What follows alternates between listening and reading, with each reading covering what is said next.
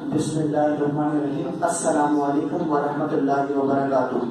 آپ سب کے علم میں ہے کہ ملک میں کرونا وائرس کی صورتحال ہے، جس کے تحت ہم نے یہ فیصلہ کیا ہے کہ ہم دی ہوپ اسلامک اسکول میں آن لائن کلاسز کا اہتمام کریں۔ تو اسی سلسلے میں آج مجھے انگلش کے سبجیکٹ کے حوالے سے آپ سے ڈسکس کرنا ہے۔ تو ایک دفعہ میں دوبارہ سلام کرنا چاہوں گا تمام کلاس 9 کے اسٹوڈنٹ کو، اور اس سے پہلے میں آپ کو مبارکباد پیش کرنا چاہوں گا کہ آپ کلاس 9 میں جو ہے وہ آ چکے ہیں۔ تو آج جس چیپٹر کو ہم نے آپ کے سامنے ڈسکس کرنا ہے وہ ہے آپ کی ٹیکسٹ بک کا پہلا chapter, the last sermon of holy prophet صلی اللہ علیہ وسلم۔ اس چیپٹر کو شروع کرنے سے پہلے میں چند باتیں آپ کی خدمت میں عرض کر دینا چاہتا ہوں۔ وہ باتیں یہ ہیں کہ یہ انگلش کا چیپٹر ہے تو انگلش میں گفتگو ہونی چاہیے تھی، لیکن یہ جو ہماری لوکیلٹی ہے، جو اسٹوڈنٹس ہیں، ان کے لیے یہ بہتر ہے کہ میں بائی لینگویج انداز میں آپ سے گفتگو کروں۔ جہاں میں محسوس کروں گا کہ انگلش کا جملہ بولنا ضروری ہے وہاں میں انگلش کا جملہ استعمال کر دوں گا، لیکن کوشش کروں گا کہ اپنے لیکچر کی ایکسپلینیشن اردو کے اندر دوں۔ تو آئیے اللہ کے نام سے شروع کرتے ہیں۔ سب سے پہلے سلائیڈ آپ کے سامنے آ گئی کہ اس چیپٹر کے کانٹینٹس کیا ہیں۔ تو سب سے پہلے کانٹینٹ کے اندر جس چیز کو ہم سب سے پہلے ڈسکس کریں گے وہ ہے انٹروڈکشن۔ اس کے بعد مشکل الفاظ کے معنی یعنی کہ میننگ آف ڈیفیکلٹ ورڈز، اس کے بعد چیپٹر کی ایکسپلینیشن سمرائزڈ فارم کے اندر، اس کے علاوہ لرننگ ریسورسز کیا ہیں، آپ کہاں کہاں سے اس چیپٹر کو دیکھ سکتے ہیں۔ اس کے بعد میں ایک اسائنمنٹ آپ سے اناؤنس کروں گا اور بتاؤں گا کہ اس اسائنمنٹ کو آپ نے کیسے پرفارم کرنا ہے۔ کانٹینٹ آپ کے سامنے آ رہا ہے۔ آئیے شروع کرتے ہیں۔ سب سے پہلے introduction of the chapter. Chapter کے تعارف میں چند باتیں ہیں جو میں عرض کر دینا چاہتا ہوں۔ سب سے پہلے چیپٹر کا نام ہے last sermon, the last sermon of the holy prophet. تو لاسٹ سرمن سے کیا مراد ہے اس کو ہم انشاءاللہ دیکھیں گے۔ یہ کب دیا گیا، اس کی تاریخ کیا تھی، ہجری کیا تھی، انشاءاللہ اس کو دیکھیں گے۔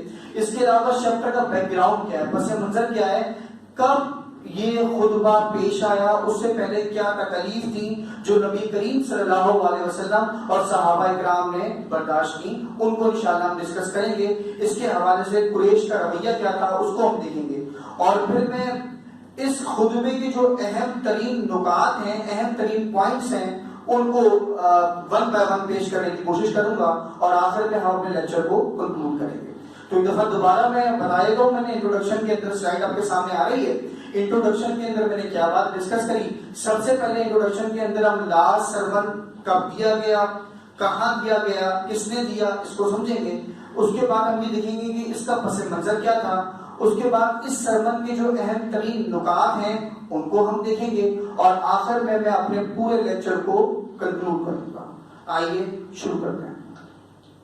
سب سے پہلے آپ کے سامنے آ رہی ہے کچھ ڈیفیکلٹ ورڈز ہیں چیپٹر کے جو آپ کی اسکرین پر آ چکے ہوں گے۔ یہ میں نے ڈیفیکلٹ ورڈز جو ہیں وہ آپ کی ٹیکسٹ بک کے اس چیپٹر سے نکالے ہیں۔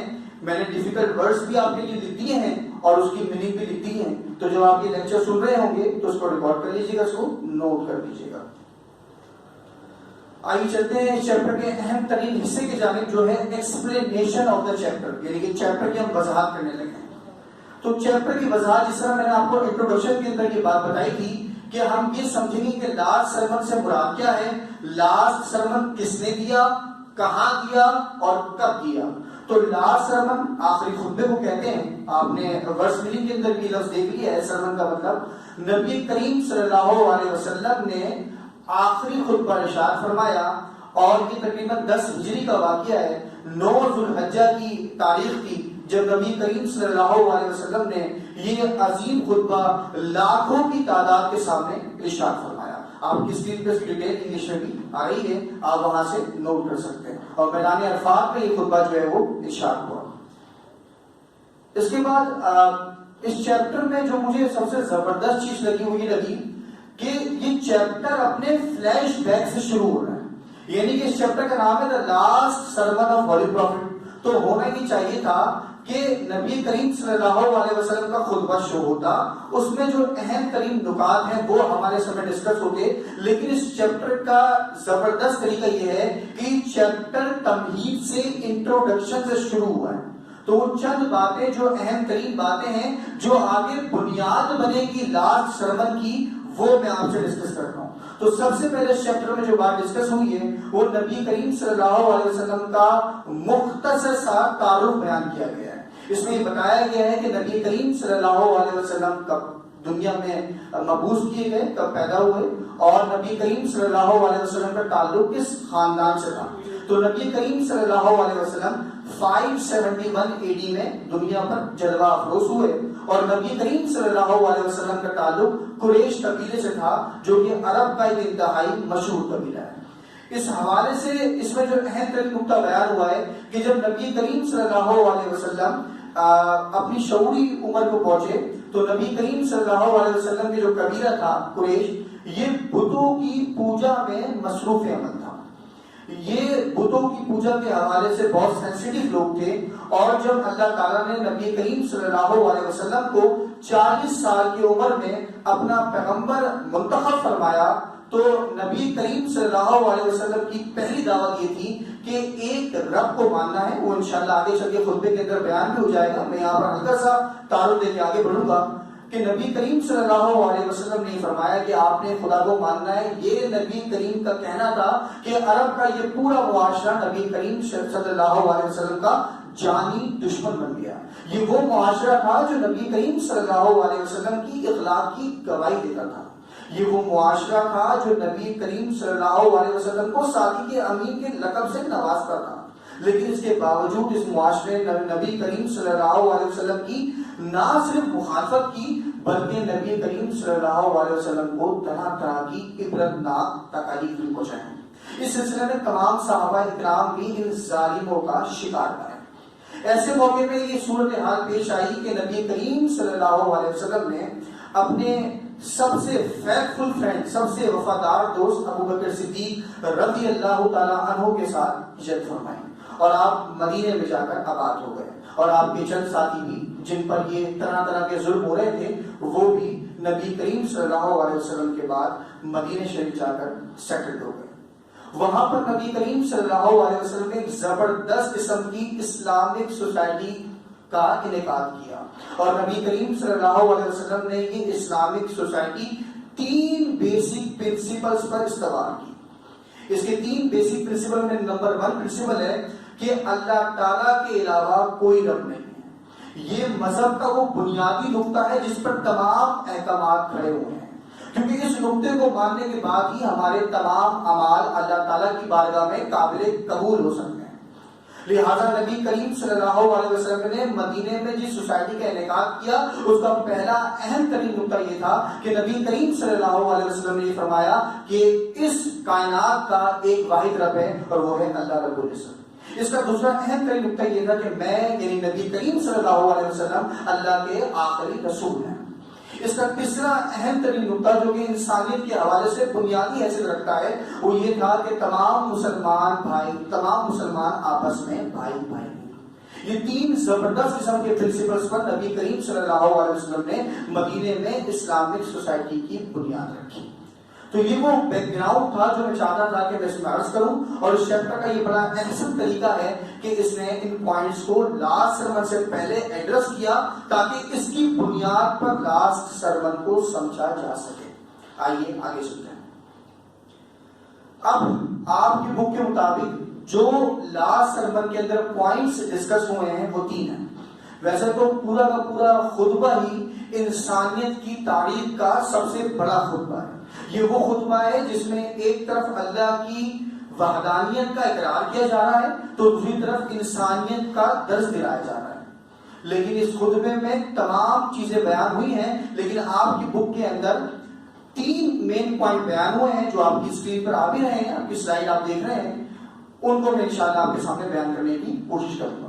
سب سے پہلے اس میں جو اہم ترین نقطہ بیان ہوا ہے وہ ہے وننس آف گاڈ کا, یعنی کہ خدا کی توحید کا. میں نے شروع میں آپ کو یہ بتایا بلکہ درمیان میں آپ کو یہ بات بتائی کہ جب تک ہمارا یہ تصور درست نہ ہو کہ اللہ تعالیٰ ایک ہے, ہر چیز کا خالق, ہر چیز کا مالک, ہر چیز کا دینے والا, ہر چیز کا چھیننے والا اللہ رب العزت ہے, تب تک ہمارے اعمال کی درستگی ممکن ہی نہیں ہے. تو نبی کریم صلی اللہ علیہ وسلم نے سب سے پہلی تعلیم دی کہ اللہ تعالیٰ کے علاوہ کوئی عبادت کے لائق نہیں ہے, اور نبی کریم احادیث سے ہمیں پتہ لگتا ہے کہ جب نبی کریم صلی اللہ علیہ وسلم کسی صحابی کو کسی بستی کے جانب دعوت کے لیے بھیجتے تو یہ حکم فرماتے کہ تم جب اس بستی کی طرف جاؤ تو یہ حکم دینا کہ اللہ کی توحید پر قائم ہو جاؤ، شرک سے اجتناب کرو۔ تو نبی کریم صلی اللہ علیہ وسلم نے اس خطبے کے اندر جس بنیادی نقطے کو بیان فرمایا وہ نقطہ یہ ہے کہ اللہ تعالیٰ کی توحید پر قائم ہو جاؤ۔ اس سلسلے میں دوسرا اہم ترین نقطہ ہے وہ ہے رائٹس آف وومن، اور یہ مسئلہ ہمارے معاشرے میں بڑا زیر بحث آ رہا ہے، بالخصوص عصر حاضر میں اس کے بڑے چرچے ہو رہے ہیں۔ حالانکہ اگر ہم تاریخ کو اٹھا کے سنجیدگی سے تعصب سے بالا تر ہو کے پڑھیں تو حقیقت ہمارے سامنے دن کے اجالے کی مانند واضح ہو جائے گی کہ نبی کریم صلی اللہ علیہ وسلم نے عورتوں کے حقوق کو لاکھوں کے مجمع کے سامنے واضح فرما دیا۔ اس خطبے کے اندر نبی کریم صلی اللہ علیہ وسلم نے خواتین کے حقوق کے بارے میں لوگوں کو توجہ دلاتے ہوئے ارشاد فرمایا کہ میں تمہیں عورتوں کے حقوق کے بارے میں ڈراتا جا رہا ہوں اور عورتوں کے حقوق کے بارے میں حساس رہنا۔ تو نبی کریم صلی اللہ علیہ وسلم کا یہ خطبہ عورتوں کے حقوق کے بارے میں انتہائی اہم ترین ہے، اور نبی کریم کی بعثت سے پہلے عرب کا جو حال تھا بالخصوص خواتین کے حوالے سے وہ سب آپ کے علم میں ہے۔ نبی کریم صلی اللہ علیہ وسلم نے نہ صرف عملی طور پر اس کو بدل کے دکھایا بلکہ اس زبردست موقع پر اس کی کھل کر تعلیم بھی فرمائی۔ اس سلسلے میں جو تیسرا اہم ترین نقطہ ہے وہ ہے ایکوالٹی آف مین کائنڈ، یعنی کہ انسانیت کی برابری کا درس۔ دنیا کی تاریخ اٹھا کے پڑھ لیں، دنیا میں ہمیشہ کالے گوروں کی جنگ رہی ہے، دنیا میں زبان پرستی پہ لوگوں کو قتل کیا جاتا رہا ہے۔ اب تاریخ اس پہ گواہ ہے کہ دنیا میں کیا کچھ ہوتا رہا ہے محض رنگ و نسل کی بنیاد پر۔ لیکن نبی کریم صلی اللہ علیہ وسلم نے اس زبردست موقع پر ایک ایسا بنیادی ضابطہ ہمیں عطا فرمایا جس کے نتیجے میں دنیا میں گزشتہ دنوں میں اور مستقبل میں آنے والے دنوں میں انسانیت میں قائم ہونے والے تمام فرق ختم ہو جائیں گے۔ تو نبی کریم صلی اللہ علیہ وسلم نے فرمایا اس خطبے کا اہم ترین نقطہ جو ہر مسلمان کو اپنے دل کے اندر گاڑ لینا چاہیے اور اس پہ عمل کرنے کی کوشش کرنی چاہیے اور دوسروں کو اس کا درد دینا چاہیے، کیونکہ اس کی غیر موجودگی میں ہم جانتے ہیں کہ انسانیت تباہ و برباد ہو جائے گی۔ نبی کریم صلی اللہ علیہ وسلم کے گولڈن ورڈ سونے سے لکھنے والے حروف یہ تھے کہ نبی کریم صلی اللہ علیہ وسلم نے ارشاد فرمایا کہ کسی عربی کو کسی اجمی پر، کسی اجمی کو کسی عربی پر، کسی گورے کو کسی کالے پر، کسی کالے کو کسی گورے پر کوئی برتری حاصل نہیں۔ یعنی کہ آپ زبان کی بنیاد پر کوئی فرق نہیں کر سکتے، آپ فزیکل اپیرنس کے حوالے سے کوئی فرق نہیں کر سکتے۔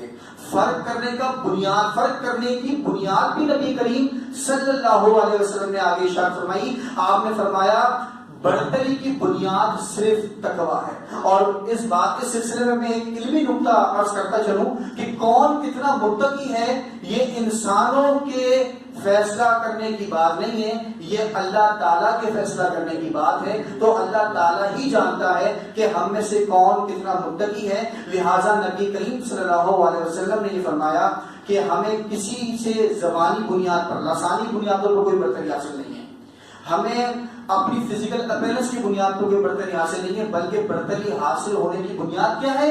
متقی ہونا۔ اور ہم میں سے کون کتنا متقی ہے یہ انشاءاللہ بروز محشر پتہ لگے گا، انسانوں کے فیصلہ کرنے کی یہ بات نہیں ہے۔ تو یہ تین اہم ترین نکات تھے جس پر نبی کریم صلی اللہ علیہ وسلم کا یہ خطبہ جو آپ کی بک میں بیان ہوا ہے وہ مشتمل ہے۔ آئیے آگے چلتے ہیں، اب اس کو کنکلوڈ کرتے ہیں۔ اب آپ کی بک میں جو آخری پیراگراف بیان ہوا ہے وہ بھی اس خطبے کا ہی نقطہ تھا، لیکن میں نے اس کو کنکلوژن والے پوائنٹ میں ڈالا۔ اس کی کیا وجہ تھی کہ یہ اتنا زبردست پیراگراف تھا، نبی کریم صلی اللہ علیہ وسلم کی اتنی بنیادی اور اہم ترین بات تھی جو کہ تمام چیزوں کا کنکلوژن ہے۔ میں کہتا ہوں دین کا کنکلوژن ہے یہ حدیث نبی کریم صلی اللہ علیہ وسلم کی۔ آپ نے اس خطبے میں فرمایا کہ میں تمہارے درمیان دو چیزیں چھوڑے جا رہا ہوں، میں تمہارے درمیان دو چیزیں چھوڑے جا رہا ہوں، اگر تم نے اس کے مطابق عمل کیا تو کبھی گمراہ نہ ہوگے۔ میں اس کو دوبارہ بیان کرتا ہوں کیونکہ بات بہت اہم ہے۔ میں تمہارے درمیان دو چیزیں چھوڑے جا رہا ہوں، اگر تم نے اس کے مطابق عمل کیا تو کبھی گمراہ نہ ہوگے۔ اس میں ایک اللہ تعالیٰ کی کتاب یعنی قرآن مجید ہے، اور دوسری میری سنت یعنی نبی کریم صلی اللہ علیہ وسلم کی سنت مبارکہ ہے۔ اگر ہم ان دونوں کے مطابق عمل کریں تو دنیا بھی ہماری جنت ہوگی اور آخرت میں تو جنت ملے گی انشاءاللہ۔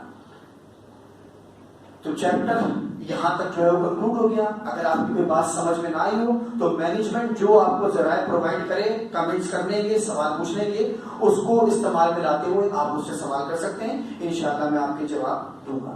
اس کے علاوہ میں نے آپ سے ڈسکس کیا تھا کہ میں آپ کو یہ بھی بتاؤں گا کہ آپ کہاں سے اس چیپٹر کی تیاری کریں یا کہاں سے چیپٹر کے بارے میں مزید پڑھیں۔ تو اس سلسلے میں میرے پاس 3 چیزیں موجود ہیں آپ کے لیے۔ نمبر 1 ٹیکسٹ بک، آپ کی جو 9th کلاس کی ٹیکسٹ بک ہے انگلش کی، اس سے آپ اس چیپٹر کے بارے میں مزید پڑھ سکتے ہیں، مزید اس چیپٹر کو سمجھ سکتے ہیں۔ انگلش کے لیے کون کون سے فریزز یوز ہوئے ہیں، کیسے کیسے پیراگراف یوز ہوئے ہیں، کون کون سے مشکل ورڈز جو میں نے آپ کے سامنے بتایا اس کو آپ مزید دیکھ سکتے ہیں۔ تو پہلا سورس آپ کے لیے ٹیکسٹ بک ہے۔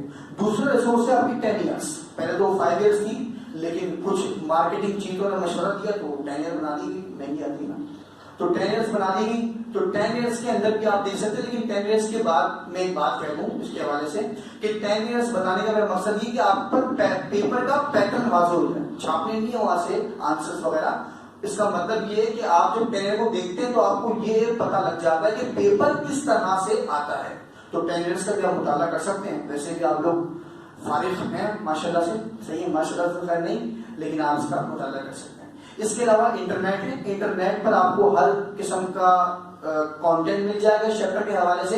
لیکن اس میں ایک بھی بات عرض کر دوں، اسکول مینجمنٹ نے مجھ سے کہا ہے کہ جب آپ انٹرنیٹ کی بات کریں تو ساتھ ہی یہ بات واضح فرما دیں کہ انٹرنیٹ آپ یوز کریں، تمام اسٹوڈنٹ یوز کر سکتے ہیں، لیکن وہ اپنے پیرنٹس کی پرمیشن اور ان کی پریزنس، دونوں بھی پرمیشن اور پریزنس دونوں میں ہی کام کریں، مطلب پیرنٹس کی اجازت بھی ہو اور پیرنٹس کی موجودگی بھی ہو، اس کے ساتھ ہی کام کریں۔